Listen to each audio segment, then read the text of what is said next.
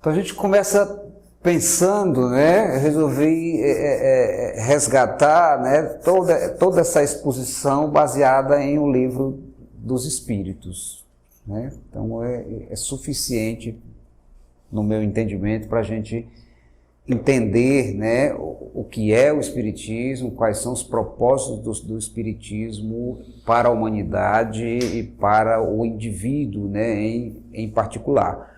E aí trouxe o início, né, lá nos prolegômenos, né, que Kardec nos escreve a seguinte mensagem: os espíritos anunciam que chegaram os tempos marcados pela providência para uma manifestação universal. E que, sendo eles os ministros de Deus e os agentes de sua vontade, têm por missão instruir e esclarecer os homens, abrindo uma nova era para a regeneração da humanidade. Aqui está nosso tema.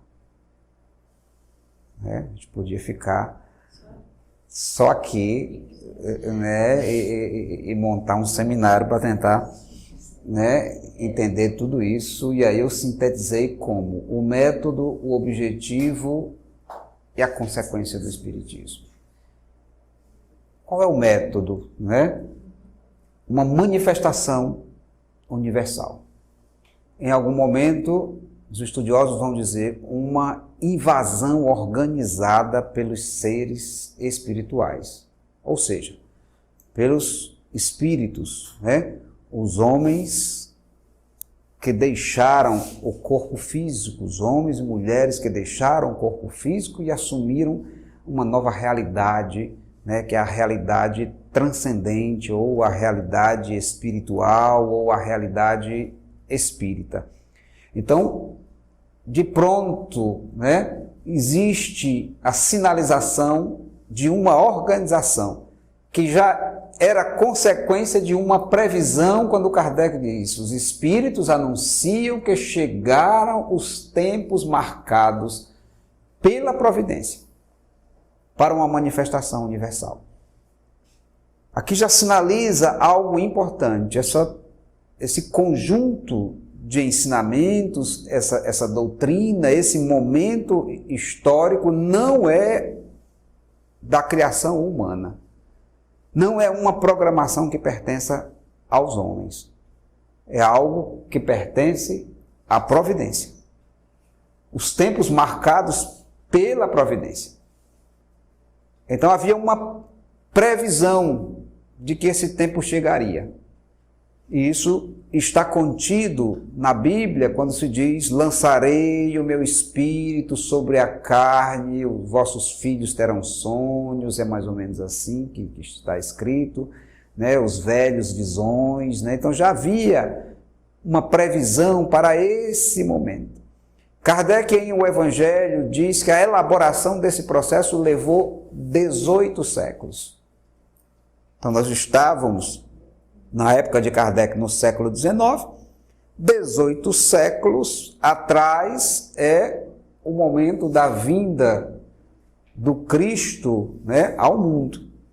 Então, é a partir dali, né, que Kardec calcula essa preparação, que vai culminar, né, nesse momento que é uma manifestação universal. Então, tem todo um programa, né, de 18 séculos de preparação, onde a humanidade teria que estar madura, ou mais ou menos madura, para receber esses ensinamentos. Para receber esses ensinamentos e para também acolher essas manifestações. Porque ela teria que acolher essas manifestações, entender essas manifestações, para que nós chegássemos no momento da instrução. Então Kardec diz, isso levou 18 séculos de preparação. Às vezes a gente faz planos, mesmo dentro da área espírita, né? E quer resultados, né, de 6 meses, de 1 ano de aplicação. Ele diz, a gente não tem, né, resultados, né? E Jesus, né, faz programação de 18 séculos.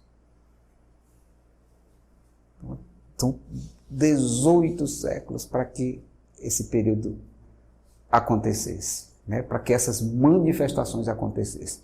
O outro ensino que a gente tira daqui é que isso não estava calculado para um país, para um povo, para uma nação. As manifestações eram de ordem universal. Aconteceriam, né, de forma organizada em todos os cantos do mundo. E assim se deu, né? Nós tivemos fenômenos de mesas girantes na França, na Alemanha, na Inglaterra, no Brasil, né? Isso estava acontecendo em todos os cantos ao mesmo tempo. E o progresso disso também, a migração de mesas girantes para a psicografia, também foi acontecendo, né, de modo organizado em todos os cantos. Então não é um conjunto de práticas que estava acontecendo apenas na França. A França, né, com Allan Kardec, né, e um grupo de colaboradores, cria um método mais específico de sistematizar tudo aquilo que estava acontecendo. Então Kardec toma também para si, em algum momento, e outro é convidado pela própria espiritualidade superior a sistematizar mais especificamente tudo aquilo que estava acontecendo. Não é que ele cria a doutrina, né? Ele vai tentar entender o que era aquilo que estava acontecendo. Em algum momento, com certa incredulidade de alguns aspectos. Confessa ele que levou muito tempo para aceitar a ideia da reencarnação, porque ele rejeitava. Os espíritos tiveram que convencê-lo sobre a ideia da reencarnação, porque ele pensava de modo diferente. Então, Kardec toma essa função de organizador para entender, né, esses fenômenos, registrar tudo isso e ver que consequências são essas. É esse nosso tema. Então, o método era criar um processo de manifestação dos espíritos de modo universal, através, né, das faculdades mediúnicas. Espalhar médios em todos os cantos do mundo. Então nós estávamos, né, numa fase onde nós já podíamos em algum momento entender, parcialmente, porque nós tivemos dificuldades de aceitação e temos ainda até hoje, apesar de todas as explicações, de todas as experiências, de todas as pesquisas, né, o espiritismo ainda sofre, né, em algum momento de preconceito. Imaginemos no século XIX, quando isso estava nascendo. Qual era o objetivo? Então não era apenas fenomênico, né? Criar algo de modo sobrenatural, né?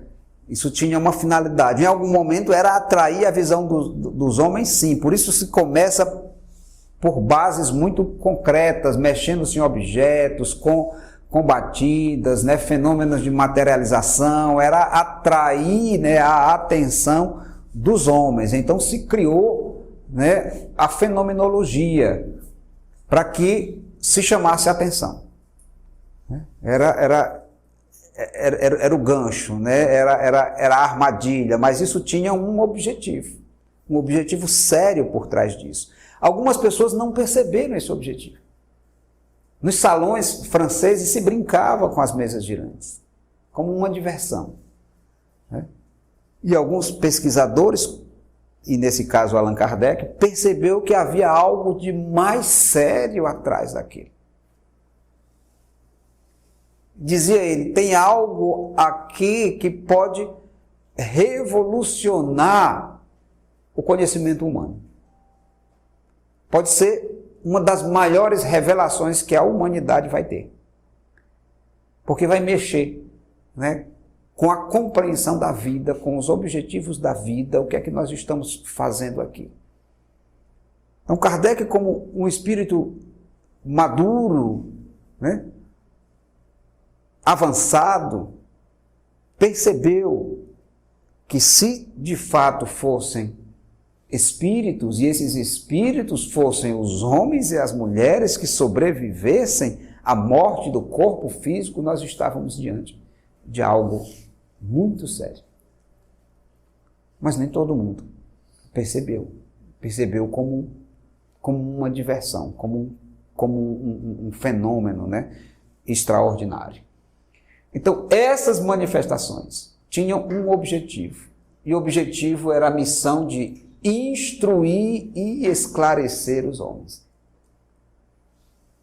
Instruir e esclarecer os homens. Sobre o quê? Né? Sobre essa vida transcendente. Sobre as questões que a filosofia já havia se debatido por muito tempo. Que já havia, inclusive, respostas, né, de alguns filósofos para isso. Mas estava no campo, né, da elaboração. Nós não tínhamos comprovações de ordem científica, não tinham métodos para comprovar. Já se falava, assim, da existência, né, e da sobrevivência dos espíritos, mas, né, não tínhamos ainda, né, conseguido comprovar de maneira sistemática isso. Abordar essas questões de modo mais objetivo. Estava no campo filosófico. Abrindo o espaço com essas manifestações do fenômeno mediúnico, esses próprios seres agora, não mais, né, pelo processo do raciocínio lógico, né, de perguntar-se e encontrar respostas, mas os próprios seres que sobreviveram à morte do corpo físico vinham instruir e esclarecer os homens sobre o sentido da existência e da transcendência, sobre aquilo que toca mais profundamente a nossa natureza, o que de fato somos. Essa é a parte da revelação, né? Coisas que nós talvez chegássemos a cogitar pelo raciocínio. E os espíritos vieram fortalecer. Coisas que até já haviam sido divulgadas em algumas doutrinas secretas, em círculos fechados, né, para eleitos, né, grupos muito rigorosos, né, onde se aceitavam determinados adeptos sob pena de determinados sigilos, né, de se submeter a determinados sacrifícios, né, de passar por etapas, né, de provas para que se qualificasse como merecedor de receber tais ensinos. Agora, era uma era nova. O campo mediúnico iria favorecer que os mestres da vida espiritual pudessem vir esclarecer a humanidade diretamente. Sem mais, né, os processos rigorosos de iniciação. Para que toda a humanidade conhecesse as verdades sobre o mundo espiritual, sobre a natureza daquilo que nós somos, o que viemos fazer, para onde vamos. Então, tinham um objetivo: esclarecer os homens sobre isso. E esse esclarecimento, né, almejava um fim maior, a regeneração da humanidade, abrindo uma nova era para a regeneração da humanidade. Então, os espíritos desejam acelerar o processo de regeneração da humanidade. Então, esses ensinos não era só para encher as páginas, né, dos nossos livros. Não é só para encantar, né, não é literatura fantasiosa, né, tem um objetivo grave por trás disso tudo. Uma vez nos instruindo a humanidade, avançarmos no processo de regeneração. Aqui é a introdução, né? A gente vai entendendo esse processo, o que é esse processo de regeneração, a partir do momento em que vai entendendo a natureza do nosso mundo, que não só os indivíduos progridem de modo individual, mas os mundos aonde estão também progridem enquanto coletividade, enquanto categoria. Mais tarde fomos aprender, né, que se existe uma escala da qual migramos individualmente, de espíritos simples, né, aos estados angelicais, os nossos mundos também estão classificados em categorias. E o nosso, né, se encontra num processo de transição, de um mundo de provas e de expiação para um mundo de regeneração. Transpondo de categoria. Então, o Espiritismo, ou melhor, as manifestações espíritas que culminam em todo o saber espírita, na instrução dos espíritos, objetiva a regeneração da humanidade. Nos auxiliar, né, para que a gente construa, né, um novo mundo. Que a gente construa um novo mundo. E aí a gente tem que começar a entender esse processo. Não são os espíritos que vão transformar o nosso mundo. Os espíritos estão nos instruindo, nos esclarecendo, para que a gente faça o processo de regeneração, abrindo uma nova era para a regeneração da humanidade. Em algum momento a gente espera que isso aconteça como num passo de mágica, né? Daqui a pouco a gente resgata a frase do Emmanuel que vocês frisaram, que diz exatamente disso, né? Não se formam os cristãos para servirem de adorno, mas para o trabalho.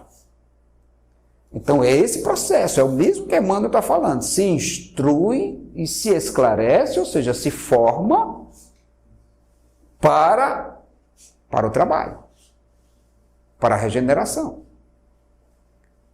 Em algum momento a gente parece que acha que se transformou por escutar e por ler, por assistir palestra, né? Como se fosse um negócio mágico, né? A gente escuta palestra ou lê um livro, ou assiste um filme, e aí o negócio acontece, assim como num passo de mágica, e diz, pronto, né? Você já mudou, né? Você já fez a reforma. Não preciso fazer mais nada, né? Não preciso fazer mais nada. Então, assim, o Espiritismo faz algo por nós, para a gente ficar repensando o tema, né? Faz, né? Os Espíritos se organizam em suas manifestações e nos instruem. E nos instruem. O resto é nosso. O resto é nosso. Os Espíritos desenharam isso aqui, né? Essa cepa, essa parreira, né? E disseram que o espírito é o licor, né? Que a alma, né? Ou o espírito ligado à matéria é o bago. Mas eu queria destacar isso aqui: o homem quintessencia o espírito pelo trabalho. E dizem a Allan Kardec, e tu sabes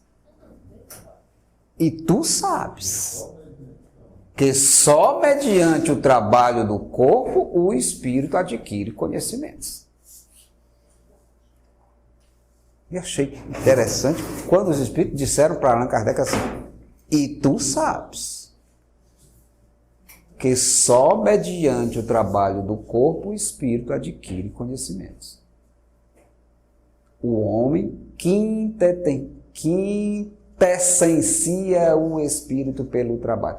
Na verdade, né, é um trabalho do que os espíritos estão falando, não desse trabalho de ordem profissional, né, mas de toda a ocupação do espírito com as coisas através do corpo. É aquilo que esse processo de reencarnação possibilita de aprendizado para o espírito. Eles estão falando aqui também de um assunto que só foi possível o seu desenvolvimento, o seu aprofundamento, né? Mais tarde, alguém ali nos corredores falava de Leon Denis, né? Depois Leon Denis vai mostrar também para nós, aprofundando, que o espírito vai se desenvolvendo, né, nessa relação com a matéria, através de experiências muito sutis em reinos muito primitivos, né, migrando pelo mineral, pelo vegetal, pelo animal, pelo hominal. Na verdade, tudo isso, né, essas experiências, é corpo. É corpo. É a relação do espírito com corpos. Né? Corpos mais simples, corpos mais complexos. Então, o que os espíritos estão falando é que essa experiência, isso também é trabalho. Trabalho no sentido de movimento, de ação, de experiência contínua, onde o espírito vai aprendendo. Nós ainda não temos todas as respostas e nem os espíritos nos deram. Por que o processo é esse? Que Kardec já sabe o que os espíritos dizem? Tu sabes que só mediante o trabalho do corpo o espírito adquire conhecimentos? Está em algum momento, né, as respostas para um processo longevo de mergulho do espírito na experiência da matéria, que ainda nós não temos todas as explicações.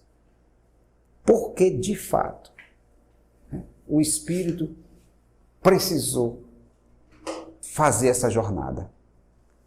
Por que esse trabalho do corpo, ou dos corpos, né, era necessário para esse conhecimento? E aqui conhecimento, né, não só no sentido, né, de conhecimento pelos livros, né, de conhecimento literário, né, mas todo o aprendizado que a gente pode ter, né, transformando toda a experiência do mundo que se pode transformar em conhecimento.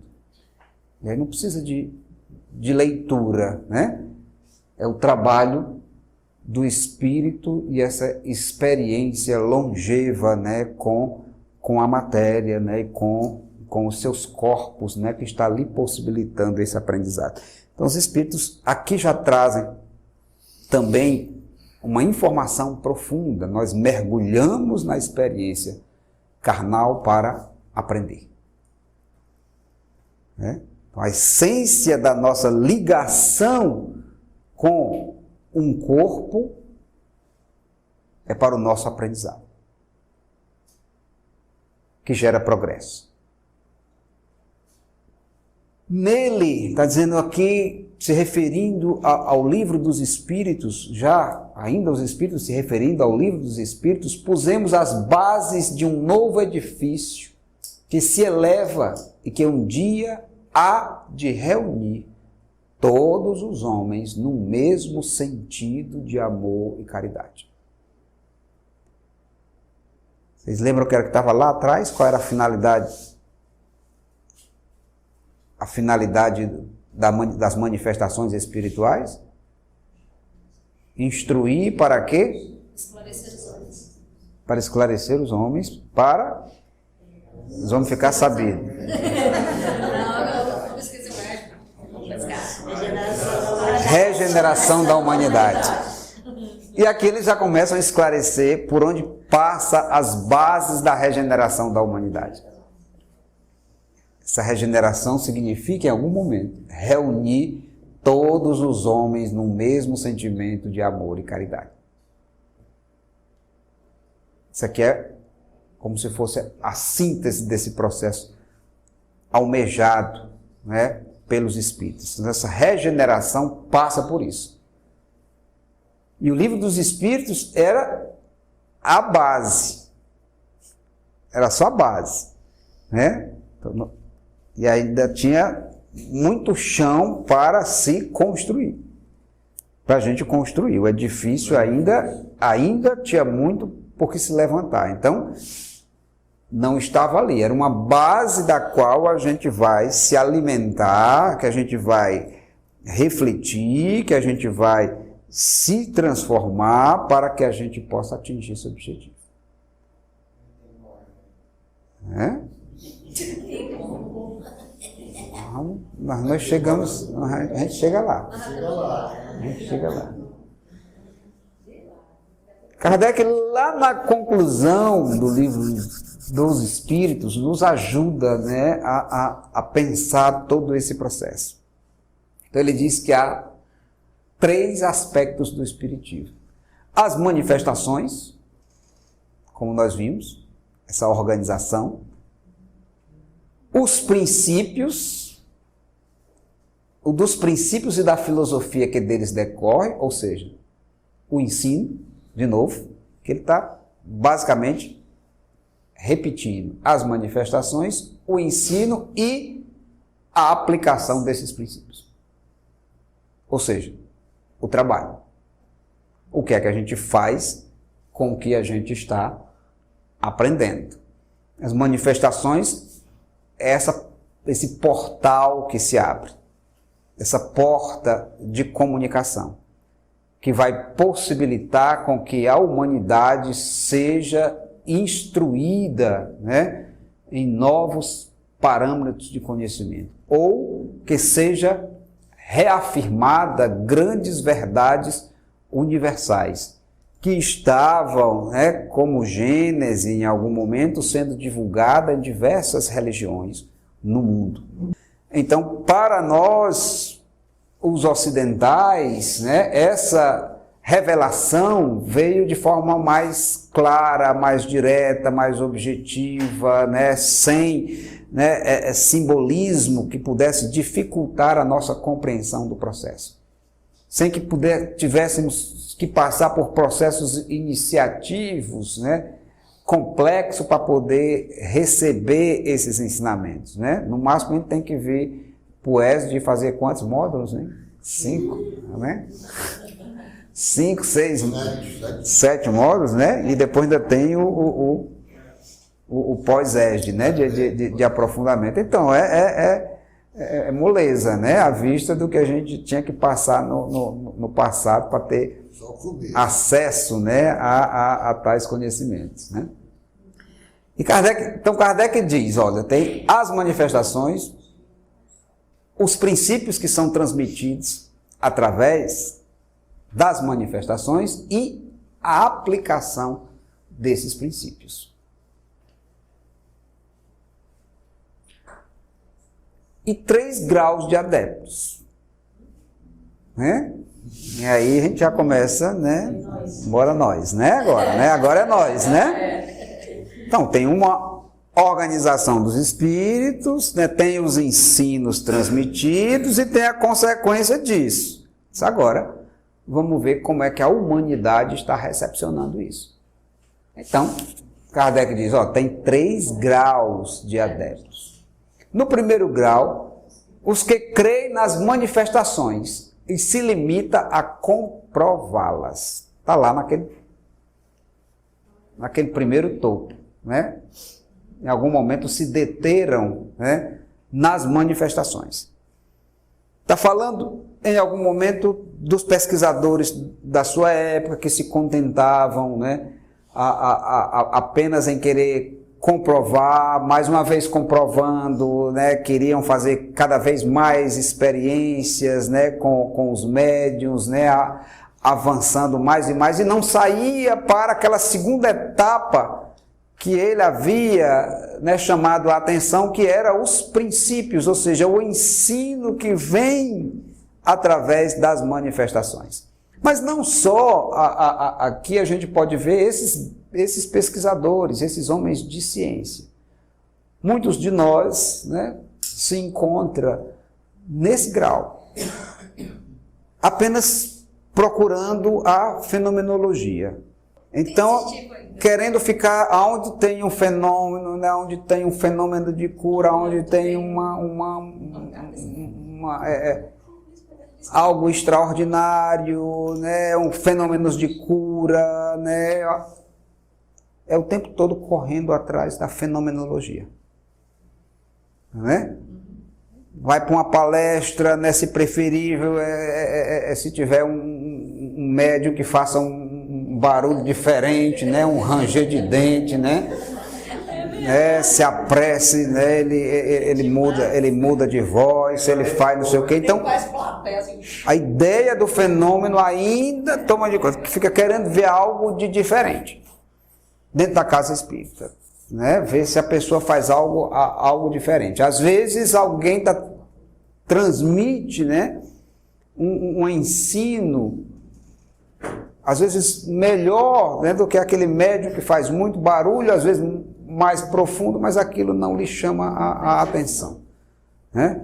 Que é um negócio meio zoadento. Eu lembro do Divaldo contando que foi dar um passe, você falava das histórias do passe, e o Divaldo foi dar um passe, e deu um passe apenas em posição de mãos, e a mulher disse: tudo bem, minha irmã, melhorou?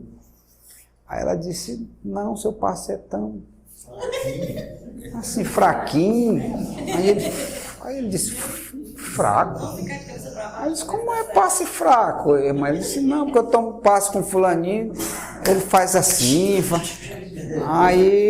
Aí Divaldo disse: ah, tá certo. Aí ela ia saindo, ela disse: irmã, vem cá, sente aqui de novo, que eu esqueci, falta a segunda parte do passe. Aí Divaldo disse: agora eu caprichei. Aí eu bati o pé no chão, fiz zoada, bati palma, sacudi. Tal. Ela disse: agora, irmã, tudo bem? Ela disse: ah, agora, ó. Muita energia, né? Então, o extraordinário, né, o que chama a atenção, né, desperta uma característica nossa, que tem também se caracterizado como o nosso apego às transições nesta terra, que é o nosso privilégio dos sentidos, né? Dos sentidos mais grosseiros, né? Então, isso tem nos encantado muito, né? O apego aos sentidos, e tem nos deixado encantado em demasia com as coisas materiais. Desde as nossas roupagens, né, a aquisição de bens, né, aquilo que a gente come, né, a maneira que a gente dorme, né? Então esses sentidos em algum momento, e o apego a esses sentidos tem sido os responsáveis pela nossa longa permanência, né, de retornos e retornos a este mundo, porque às vezes as coisas mais sutis não nos chamam muito a atenção. Um pensamento brilhoso, né, alguém que nos traga uma ideia, né, um poema, né, não chama a atenção de alguns, né, toca a sensibilidade de alguns, não toca a de outros. Kardec chamava isso de maturidade do senso moral. Kardec dizia que às vezes o ensino espírita tocava o coração de jovens mal saídos da adolescência. E outros já maduros, intelectuais mesmo, sequer se mexiam com aquilo. Não lhe chamavam a atenção. Então a gente tem, né, uma maturidade diferente e receberíamos esses ensinos de modo diferente. Então alguns, né, ficariam aqui, conectados apenas às manifestações, né? Os sentidos lhes são mais privilegiados do que os que estão, né, já na segunda etapa que Kardec diz, que é a percepção das consequências morais. Começa a entender, né, que aquilo tem consequência. E começa a entender o aspecto do ensino e entender as consequências morais daquilo. Mas está apenas entrevendo as consequências morais. Ainda não está praticando. Terceiro grau são aqueles que entendem as consequências morais e que praticam, ou se esforçam por praticar. Então Kardec não está trazendo aqui que são seres perfeitos, que ultrapassaram, né, todas as limitações humanas, não. São aqueles que se esforçam por praticar essa moral. Então há um esforço, há um entendimento e um esforço. Então são dois aspectos que Kardec aponta que a gente tem que se preocupar. Quais são as consequências morais desse ensino? Ou seja, eu preciso migrar para essa compreensão. E depois me esforçar por praticar essa moral que está sendo colocada. Que não é, né, uma moral nova, né? É a moral que Kardec, depois do Livro dos Espíritos, vai trazer na terceira obra, que é o Evangelho. Então ele diz, o que a gente resgata é a moral do Cristo, porque a moral do Cristo é a moral mais perfeita que nós encontramos. Então, é essa moral que Kardec resgata para a gente pensar. Então isso aqui a gente já começa, né, refletir esse espiritismo em nós. Onde é que nós nos encontramos? A gente está no campo dos fenômenos, né, dos adeptos dos fenômenos, né, em busca dos fenômenos. Nós já entendemos as consequências morais dessa doutrina, né? Praticamos, ou estamos nos esforçando, né, por praticar. Essa é uma reflexão de fórum íntimo, né? E o fato de estar aqui ou em outra religião não nos qualifica como mais avançados ou mais atrasados, né? A gente não pode calcular isso, né? Não temos essa capacidade. Há pessoas que estão em sistemas religiosos, filosóficos, às vezes com respostas mais simples, né? Mas conseguem um nível talvez de prática moral mais excelente do que uns que foram melhor esclarecidos sobre os mesmos temas, né? E aí Jesus também dá um alerta para a gente, né? Que quem há muito é dado, muito será cobrado. Entender que essa cobrança, né, não é um sistema organizado de cobradores espirituais, né, que vão estar dizendo, rapaz, eu dei tanto de ensino, você leu tanto. Às vezes a gente até lê alguns livros que dizem isso, né, mas a gente tem que ter cuidado, né, porque o censor, né, maior da gente somos nós mesmos, né?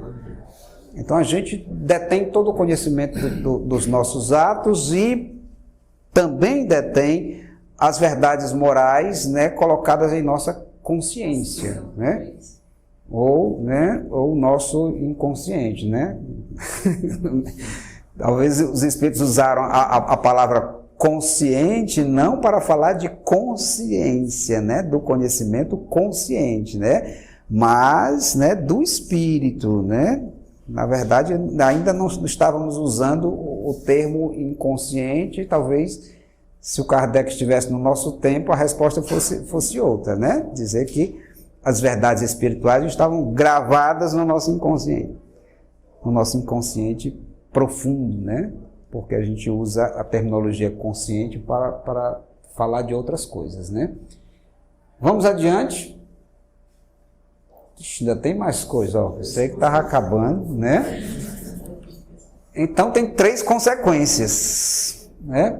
A primeira consequência é desenvolver o sentimento religioso até naquele, sem ser materialista, olha com absoluta indiferença para as questões espirituais. Daí lhe advém o desprezo pela morte. Então, o Kardec, né, diz que o Espiritismo seria capaz de desenvolver esse sentimento de religiosidade. Sentimento religioso. E não de nos agregar a um sistema religioso. Não era nos levar a participar de um sistema religioso organizado, mas desenvolver um sentimento religioso. A gente também usa, apesar de Kardec fazer esse jogo no início do Livro dos Espíritos com o termo espiritualidade, né? E a gente usa no nosso tempo, né? Diz assim, a pessoa não tem uma religião, mas tem uma espiritualidade, né? Cultiva, né, um sentimento de relação com Deus, né, consigo mesmo e com o próximo, mas não frequenta nenhum templo religioso, não se assume de nenhuma religião, mas tem um sentimento religioso, cultiva uma espiritualidade. Porque o Espiritismo não se organizou como uma religião clássica. A ideia não era essa e Kardec fugiu disso. Kardec fugiu disso. Então nós não nos constituímos, né, numa nova religião organizada com os seus dogmas, com o seu corpo sacerdotal, com a sua hierarquia, né? Nós estamos mais no patamar desse sentido religioso de que o Livro dos Espíritos nos fala. De uma religião psíquica, né? de uma religiosidade interna, né? Desse sentido da relação com Deus. É uma ciência, né? Um estudo. Uma ciência filosófica de consequências morais. Foi mais ou menos assim que Kardec definiu, né? Segunda consequência que Kardec nos traz é resignação nas vicissitudes da vida. O Espiritismo dará a ver as coisas de alto, que perdendo a vida terrena 3/4 partes da importância, não sei como é que ele calculou isso, a Eugênia matemática, ela tá aqui do outro lado, depois ela vem, né? O homem não se aflige tanto com as tribulações que a acompanham, né? Ele usou as 3/4 partes e dizer, olha, uma ruma de coisa que a gente se preocupa tem importância de modo muito relativo.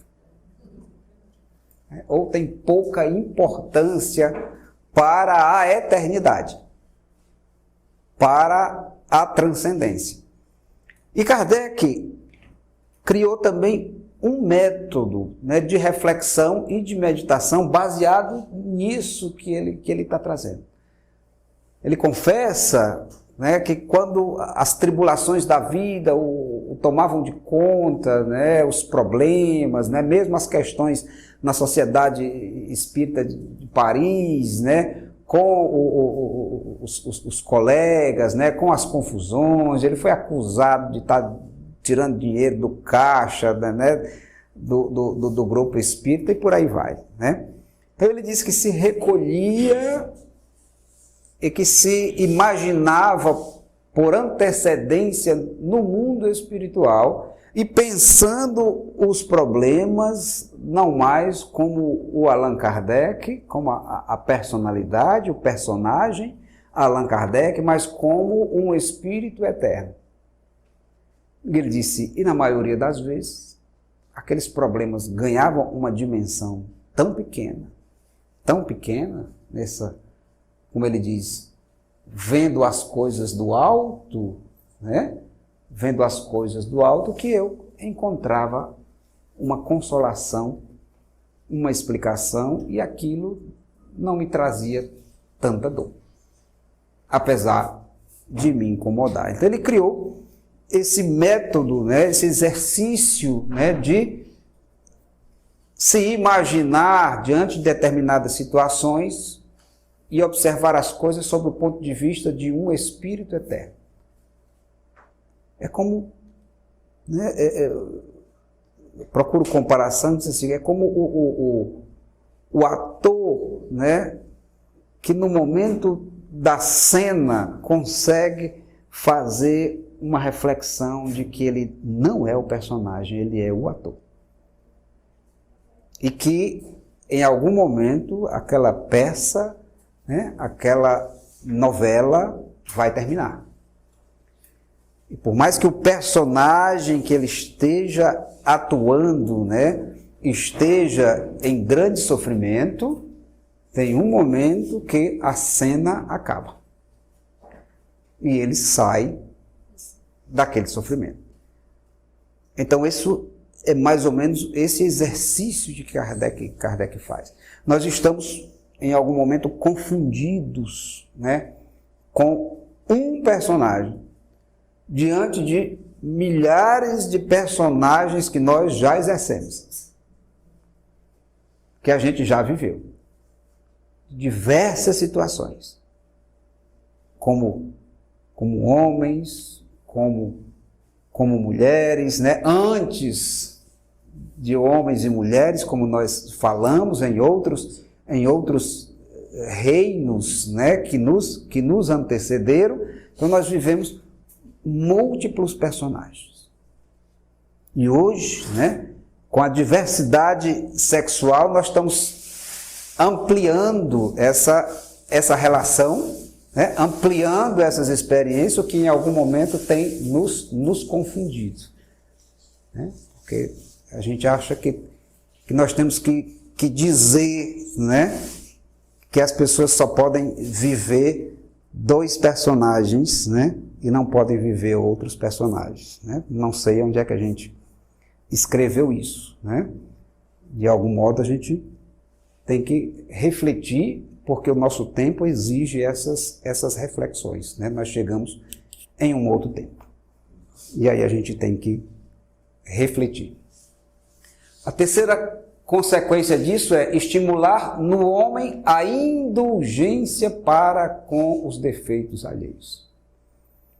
Voltamos lá para aquele objetivo principal, que era regeneração da humanidade, né? E no segundo, vocês lembram? Um sentimento de caridade, né, para com os outros, e voltamos aqui como um dos objetivos principais de todo esse programa, né, das manifestações, do ensino e quais são as consequências disso.